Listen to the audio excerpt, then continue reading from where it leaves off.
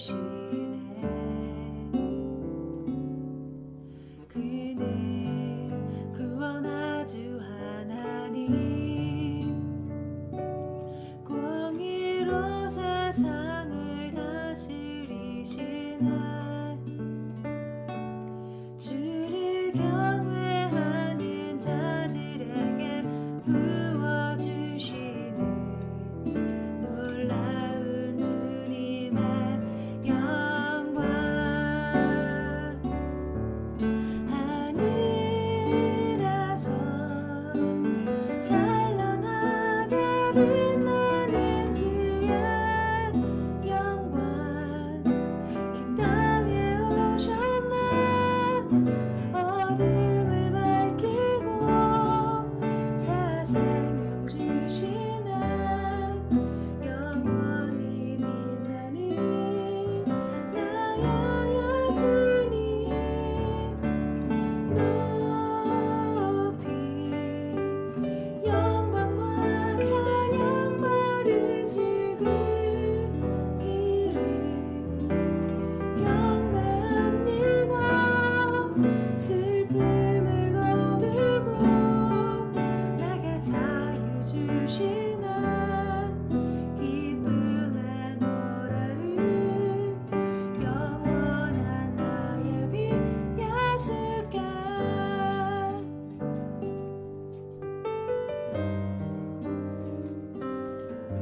예수 우리들의 밝은 빛, 은혜와 긍휼을 베푸시는 주, 그의 길을 따라가는 주의 자녀들에게 항상 밝은 빛을 비추시네. 그는 구원의 주 하나님, 공의로 세상을 다스리시네. 주를 경외하는 자들에게 부어주시는 놀라운 주님의 영광. 하늘에서 찬란하게 빛나는 주의 영광, 이 땅에 오셨네. 어둠을 밝히고 새 생명 주시네. 영원히 빛나는 나의 예수님 높이 영광과 찬양 받으실 그 이름 경배합니다. 슬픔을 거두고 내게 자유 주시네. 기쁨의 노래를 영원한 나의 빛 예수께.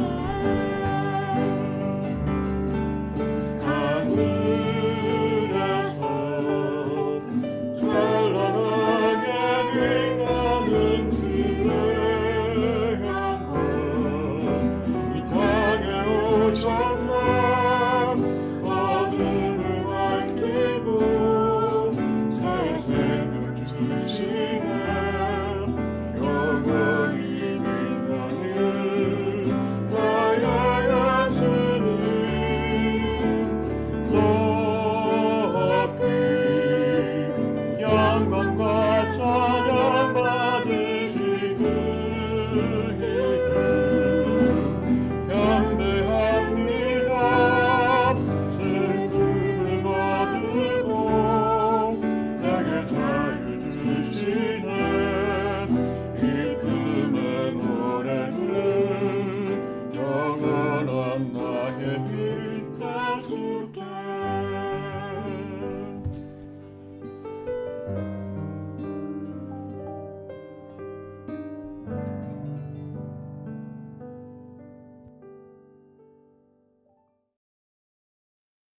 하늘에 계신 우리 아버지여, 이름이 거룩히 여김을 받으시오며 나라의 임하옵시며 뜻이 하늘에서 이룬 것 같이 땅에서도 이루어지이다.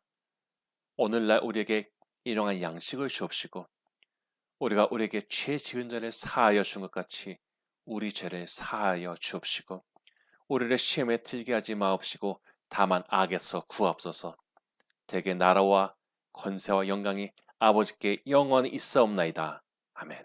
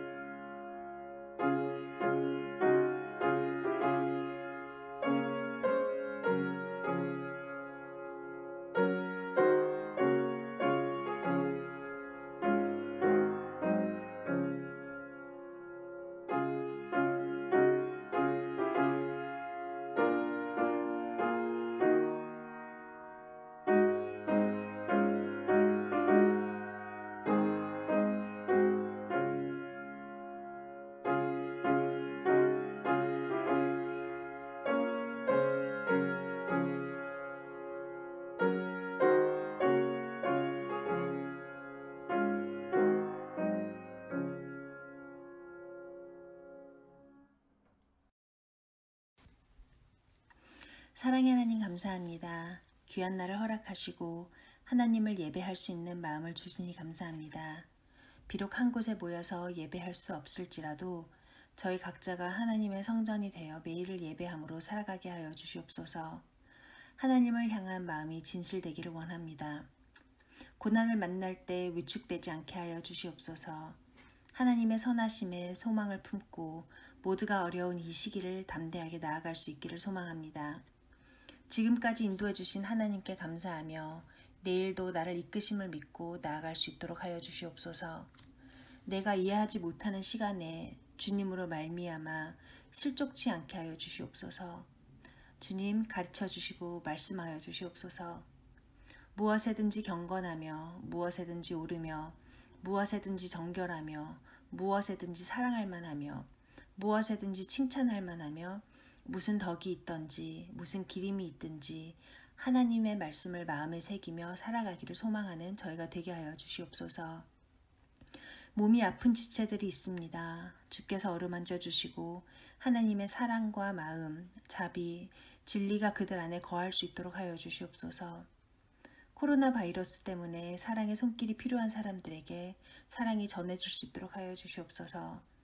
우리가 가지고 있는 두려움, 불안 등 마음의 질병까지도 보호하여 주시고 주를 찾는 저희 모두에게 오직 주님만이 주실 수 있는 평안을 허락하여 주시옵소서.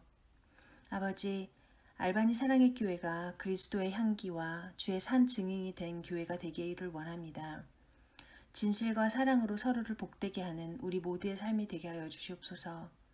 말씀을 통하여 하나님의 뜻을 따라 순종할 수 있는 믿음과 용기를 더할 수 있는 예배가 되게 하여 주시옵소서. 우리를 도우시고 사랑하시고 이끄시는 예수님의 이름으로 기도드립니다. 아멘.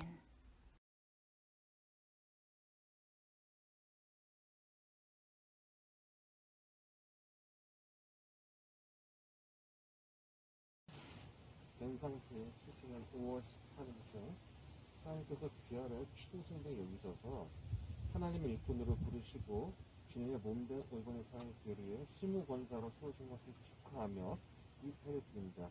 2020년 7월 5일 의번의 사랑의 기회 받는 목사 박성우 축하합니다. 박수! 우, 축하합니다. 꽃다발 축하드려요. 사진 찍고 기도하시자고. 예.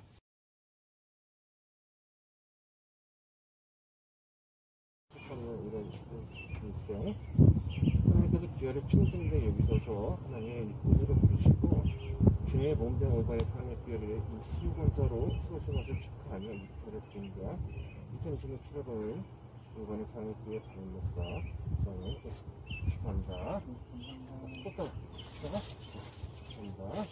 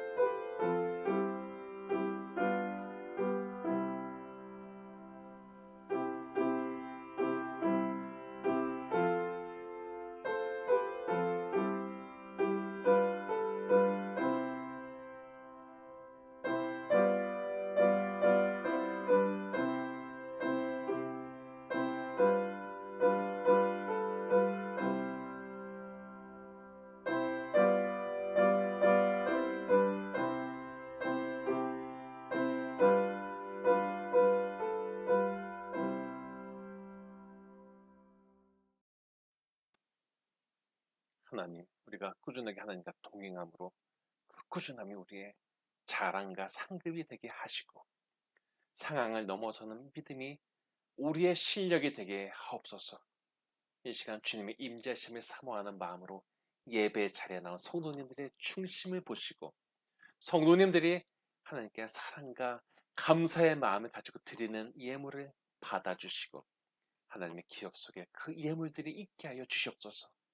믿음으로 예물을 드린 자에게 하나님께서 주시는 도우심을 더하여 주시옵고 자신의 인생 가운데 하나님 위해서 바치는 가운데 그 마음이 진실되게 상달되는 일들이 있게 하여 주시옵소서.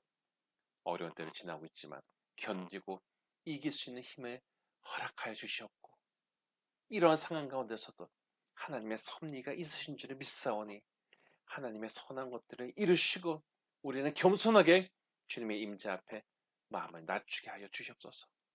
하나님의 경외함이 복의 근원인 줄 믿사오니 우리의 속마음으로부터 하나님의 인정을 받는 귀한 축복이 임하게 하여 주시옵소서.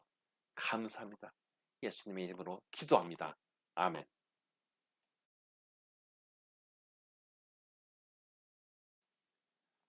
모든 성도 중에 지극히 작은 자보다 더 작은 나에게 이 은혜를 주신 것은 측량할 수 없는 그리스도의 풍성함을 이방인에게 전하게 하시고 영원부터 만물을 창조하신 하나님 속에 감춰졌던 비밀의 경륜이 어떠한 것을 드러내게 하려 하심이라. 이는 이제 교회로 말미암아 하늘에 있는 통치자들과 권세들에게 하나님의 각종 지혜를 알게 하려 하심이니 곧 영원부터 우리 주 그리스도 예수 안에서 예정하신 뜻대로 하신 것이라. 우리가 그 안에서 그를 믿음으로 말미암아 담대함과 확신을 가지고 하나님께 나아감을 얻느니라. 그러므로 너에게 구하노니 너희를 위한 나의 여러 환난에 대하여 낙심하지 말라. 이는 너희의 영광이니라. 이러므로 내가 하늘과 땅에 있는 각 족속에게 이름을 주신 아버지 앞에 무릎을 꿇고 비노니 그의 영광의 풍성함을 따라 그의 성령으로 말미암아 너희 족사람을 능력으로 강건하게 하시오며 믿음으로 말미암아 그리스도께서 너희 마음에 계시게 하시옵고 너희가 사랑 가운데서 뿌리가 박히고 터가 굳어져서 능히 모든 성도와 함께 지식에 넘치는 그리스도의 사랑을 알고 그 너비와 길이와 높이와 깊이가 어떠함을 깨달아 하나님의 모든 충만하게 하신 것으로 너희에게 충만하게 하시기를 구하노라. 우리 가운데서 역사하시는 능력대로 우리가 구하거나 생각하는 모든 일에 더 넘치도록 능히 하실 이에게 교회 안에서와 그리스도 예수 안에서 영광이 대대로 영원 무궁하기를 원하노라. 아멘.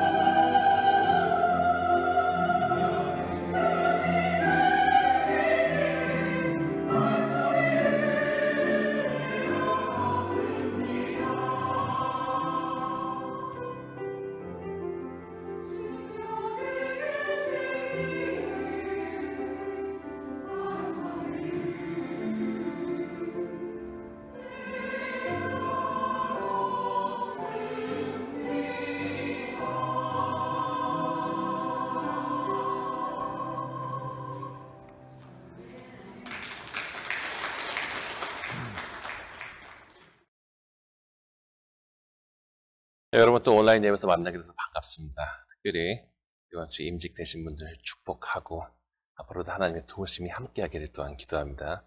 오늘 본문의 말씀을 가지고 속사람의 강건함이라는 제목으로 같이 은혜 나누시겠습니다.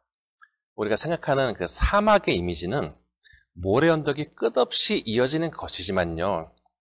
그런 모습만이 사막이라기보다는 되게 건조하고 비가 오지 않는 것을 사막으로 규정하는데 정확하게 표현하자면 연간 강수량 200mm 이하의 지역을 사막이라고 합니다. 세계 사막들은 대부분 이렇게 모래 언덕이 아니라 돌밭으로 이루어져 있어요. 아무튼 이렇게 비가 오지 않는 곳은 세계 곳곳에 있는데 이 사막들을 돌면서요 벌어지는 마라톤 경주가 있다고 합니다. 경주 참가자는 자기가 숙식할 모든 것을 몸에다 지고서 같이 뛴다고 합니다. 그래서 자고 먹고 뛰고 한다는 것입니다. 물론 더운 곳에서 뛰다 보니까 대단한 갈증을 느끼게 될 텐데 워낙 땀으로 배출을 많이 하다 보니까 화장실 갈 일도 별로 없을 것입니다. 그런데 중간중간에 물 먹는 시간도 아까워서 그냥 참고 뛰는 사람도 있을 수가 있는데 그렇게 뛰다 보면요 굳이 물을 먹지 않아도 자신의 갈증을 잘 참을 수 있다고 생각하게 됩니다. 그러나 이것은 커다란 착각입니다. 몸의 수분이 충분히 공급되어 있지 않으면 몸의 기능들이 고장나기 마련이라는 것이죠. 그러니 머리는 괜찮다라고 생각하지만 실제로는 아주 위험한 상태로 향해 가고 있다는 것입니다. 그래서 갑자기 쓰러져 버리거나 죽는 사람도 생길 수 있기 때문에 꾸준하게 물을 마시면서 경기에 임해야 한다는 것입니다. 성도도 하나님으로부터 공급받지 않으면서 거친 삶을 살다 보면은 어느새 꼭 하나님 의지하지 않거나 기도하지 않거나 교회 다니지 않아도 사는데 별 지장이 없겠다라는 생각이 듭니다. 그런데 놀랍게도요, 우리는 우리가 믿고 있는 자신의 뇌에 의해서 기만당하는 일들을 경험하게 됩니다. 차를 타고 갈 때 운전자는 멀미를 안 하지만요, 특별히 이 뒷좌석에 앉은 사람은요 심하게 멀미하거나 괴로워할 수가 있습니다. 이것은 운전자는 앞의 광경을 보면서 뇌가 상황을 인지하는데 뒷좌석에 있으면은 앞으로 가는 장면은 보이지 않지만은 몸이 흔들리니까 보이는 것과 평형을 느끼는 것에 충돌이 생겨서 발생하는 현상이죠. 내가 지금 평안해 보인다고 판단해서 나에게 아무런 영적인 문제가 없을 것이라고 판단하는 것은 자기도 알 수 없는 스스로의 지각 능력에 의해서 기만을 당하는 것입니다.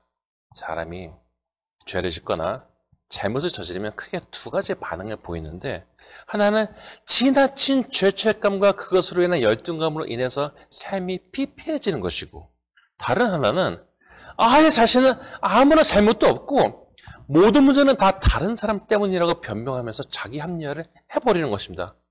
그러므로 자기 머리도 너무 믿지 말아야 됩니다.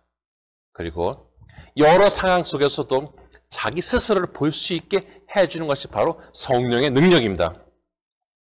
자신의 잘못을 저질렀고 부족하니 남들이 나를 인정해주지 않을 것이라는 지나친 자격지심에 잡힌 사람에게 예수님의 십자가 희생에 기반해서 감히 나를 하나님의 자녀로 서게 해준다는 믿음과 자신감을 넣어서 새로운 생명을 주는 것도 성령의 일이고 반대로 형편없이 살면서도 모든 책임을 남에게만 전가하는 뻔뻔한 인생에 대해서도 눈을 열어 스스로의 부족함을 돌아보고 회개하는 힘을 주시는 것도 성령이십니다. 그래서 우리가 우리의 지적인 상태나 감정적인 상태에 의한 것을 의지하기보다는요 성령을 의지하고 기대해야 한다는 것이죠. 에베소서를 보면요 바울이 쓰는 표현 중에 풍성함이라는 단어가 계속해서 나옵니다. 신앙생활을 하면서도 영적인 빈곤에 사는 사람도 있고 영적인 풍성함을 누리는 사람도 있습니다. 그런데 이 글을 쓰는 바울이 어떤 형편이 있었냐 하면은 바로 감옥에 갇힌 상태였던 것입니다. 세상에 여러분은 감옥에 넣어 어떻게 해봅시다. 그것도 정말 나쁜 짓을 해서도 아니고 신앙 때문에 감옥에 갇혔다고 해봅시다. 멘탈이 붕괴되지 않을 자신 있습니까? 감옥에 갔다 한 정치인이 하는 말을 들었는데 자신이 이제 이렇게 좁은 공간에 갇혀 지내야 된다는 공포심 때문에 벽에 몸이 닿으면요 화들짝 놀란다는 것입니다. 바울 시대 감옥은 대부분 지하에 굴을 파서 만들었습니다. 우리가 겨울에 햇빛을 적게 받아도 마음이 막 어려워지는데 아예 햇빛이 들어오지 않는 지하 감옥에 가둬두다면요. 그 마음의 상태가 어떻게 되었겠습니까? 그런데 감옥에 갇힌 바울은 오히려 이제 신앙이 자라고 있는 이방인들에게 풍성함을 전하고 있는 것입니다. 본장 1절을 보면 바울은 자신이 그리스도 예수의 일로 이방인들을 위하여 갇힌 자가 되었다라고 합니다. 예수를 이방인에게 전하는 일도 인하여 그가 감옥에 갇혔다는 것이죠. 바울은 자신이 이방인에게 복음을 전하는 자가 된 것에 대해서 이것이 피할 수 없는 형벌 같은 것으로 이해하지 않았습니다. 물론 그는 복음을 전하기 위해서 많은 고난을 당하였고 어려움을 겪었습니다. 그가 만일 복음 전파하는 것을 싫어했는데 억지로 지고 가는 짐으로만 끝까지 여겼다면요. 오늘날까지 그렇게 영향력 있는 사도가 되지는 못했을 것입니다. 그는 주님을 위해서 복음을 전하는 것에 대해서 비록 중간에 어려움도 있지만은 그럼에도 불구하고 그 자체를 하나님의 축복으로 생각을 했습니다. 이 부분은 본장 7절에 나타나 있습니다. 이 복음을 위하여 그의 능력이 역사하시는 대로 내게 주신 하나님의 은혜의 선물을 따라 내가 일꾼이 되었노라.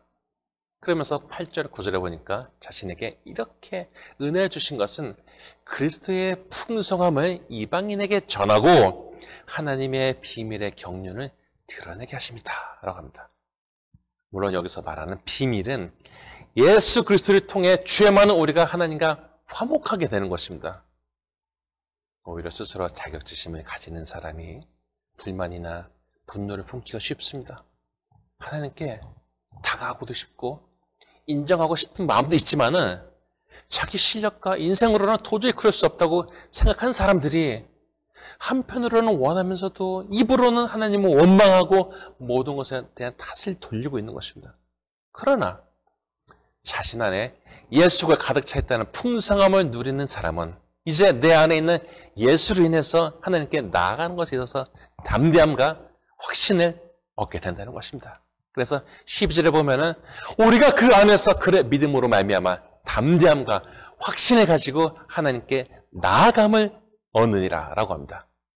물론 바울이 감옥에 갇힌 것 때문에요. 겉으로 드러난 상황만 보자면은 충분히 낙심할 만한 일이 생긴 것이죠. 목회를 하면서요. 성도의 신앙이 가장 시험받는 경우가 바로 낙심인 것을 여러 번 보았습니다. 그러나 바울은 13절에 그러나 너희에게 구하노니 너희를 위한 나의 환난에 대하여 낙심하지 말라. 이는 너희의 영광이니라 라고 합니다. 사도행전 26장을 보면 바울은 가이사랴에 투옥되어 있었습니다. 이것은 로마의 총독부가 있는 곳인데 혼인을 통해서 친족 관계가 된 로마 총독 베스드와 헤롯 왕이 바울을 불러다가 그의 변호를 듣게 됩니다. 저는 그 가이사랴에서 바울이 변호하던 그 극장에 서서 바울이 어떤 심정이었을까라는 생각을 했던 적이 있습니다. 바울은 자신의 신앙의 체험과 그리스도에 대해서 말하지만 베스트는 바울 공부 많이 해서 미쳤어 라고 하고 헤롯 아글바 왕은 네가 말 좀 해갖고 나를 그리스도인 만들려고 하는 거냐? 하면서 깎아내립니다. 그런데 여기 된 바울의 답변은 말이 적으나 많으나 당신뿐만 아니라 오늘 내 말을 듣는 모든 사람들 다 이렇게 결박된 거 외에는 나와 같이 되기를 하나님께 원합니다. 26장 29절 이렇게 얘기를 합니다. 놀랍게도 묶이고 갇힌 것은 바울이었는데 그는 오히려 자유함을 누렸던 것입니다. 감옥에 있지만은 양심의 자유를 누리고 주님과 함께 하심을 경험하는 것이 밖에 있는 듯하나 마음의 감옥에 갇힌 사람을 도리어 동정하는 것이었습니다. 2000년이 지나도 바울이 영향력 있는 사람이 된 중심에는 이렇게 속사람의 강건함을 고려해야 될 부분이 있는 것입니다.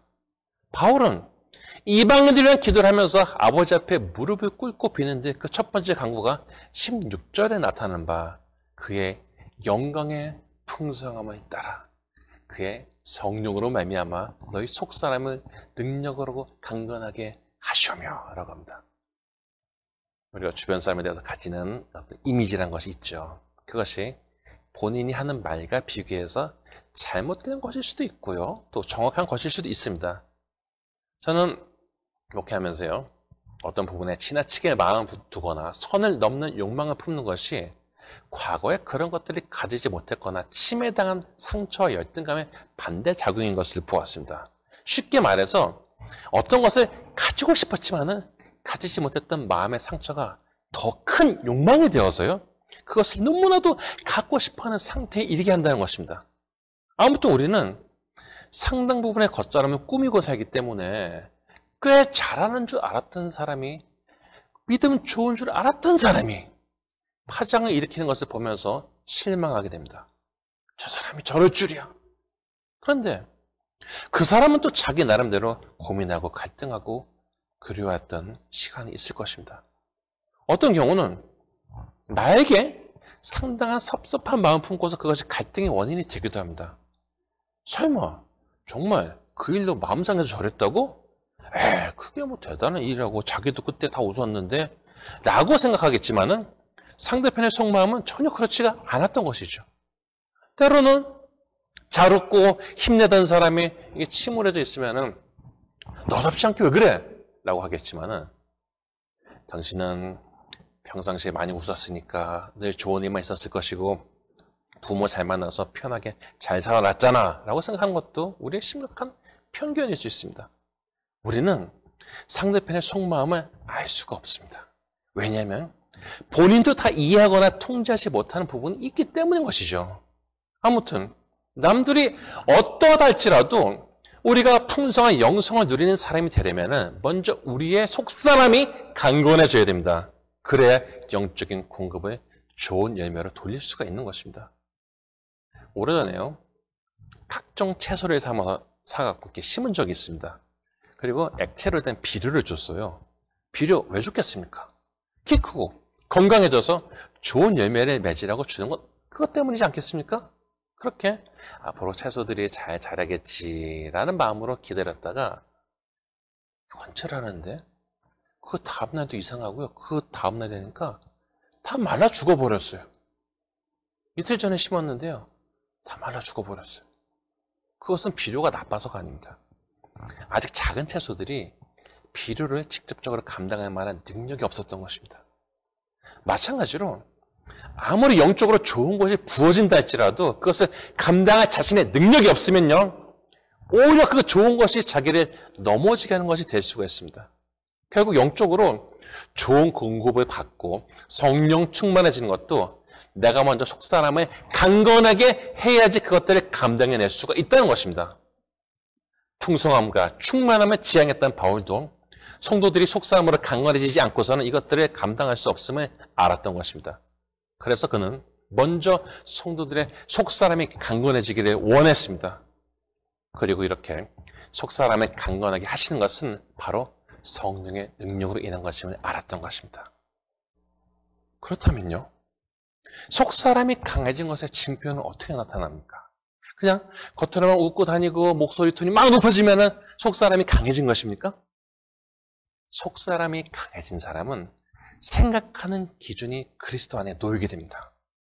17절에 보면은 믿음으로 말미암아 그리스도께서 너희 마음에 계시게 하옵시고라고 바울이 기도하는데, 예수가 우리 마음에 있다는 것이 우리를 강건하게 한다는 것입니다. 예수가 없을 때 우리가 생각하는 것의 기준은요, 과거의 경험과 감정입니다. 과거에 어떤 대상에 대해서 부정적인 인상이 바뀌면요, 그것이 객관적이고 아니고를 떠나서 웬만하면 바뀌지가 않습니다. 자신의 경험은 상당히 부분적이고 제한적이지만은 자기 스스로는 이것이 상당히 옳다고 생각을 합니다. 게다가 또 감정은요, 감정 때문에 내려진 이 결정들, 이것 때문에 대단한 후회거리로 고생하는 경우도 많이 보게 되지 않습니까? 그때는 감정 해주는 말 때문에 이게 옳아라고 했지만은 이게 결국 후회거리가 된다니까요. 자기 감정이 하는 대로 말해버리거나 어떤 행동을 저질러 버리고 나서 후회하는 사람을 보기는 어렵지가 않습니다. 그런데 입 밖으로 말하거나 행동하기 전에 그리스도가 우리 마음에 계시기 때문에 이런 주님을 의식해서 한 번 더 생각해보고 기도하고 마음에 가라앉히면요, 훨씬 더 유익한 결과를 얻게 되는 것이죠.